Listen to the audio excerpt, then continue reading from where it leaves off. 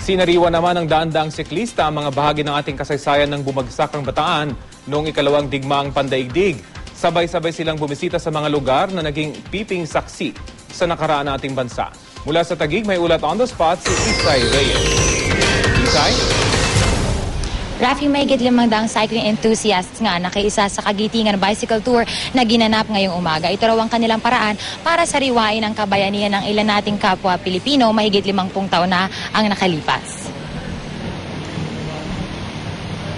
Hindi pa man sumisikat ang araw, nagtipon na ang mga biking enthusiasts sa Balara, Quezon City para sa Biking Tour 2013. Lulan ng kanilang mga bisikleta, sabay-sabay silang pumedal papunta sa mga lugar na tinuturing nilang may historical significance sa pagdiriwang natin ngayon ng Araw ng Kagitingan.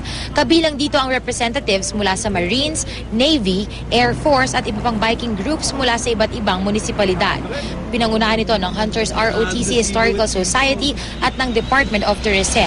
Nakilala namin dito si Lolo Ricardo, 82 years old at mahigit 40 taon na ang nagbibisikleta. Sa katawan po. Paano po ito nakaka-benefit? Para medyo magkaroon resistensya ang katawan. Kailangan po talaga mag-bike, yung hindi nagbabike. Para ang kanilang hindi magkaroon diferensya mga katawan nila. Sa cycling tour na ito, sinasariwa ng ilan ang nangyari sa ating bansa, mahigit 50 taon na ang nakaraan. Ayon sa DOT, ang bawat stopover ay may ibig sabihin.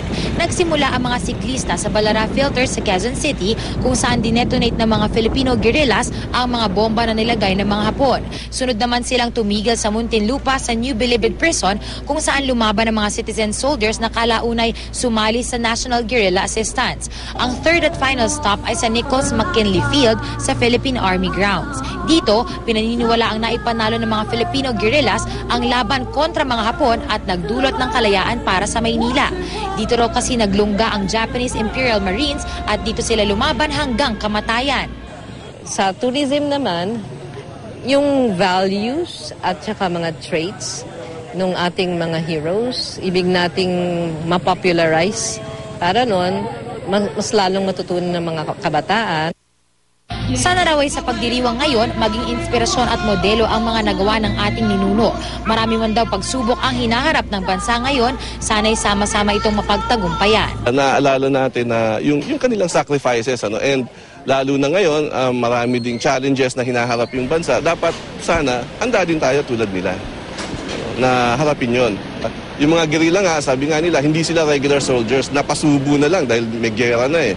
But nonetheless, mula sa pagkatalo, naipihit nila sa pagkapanalo.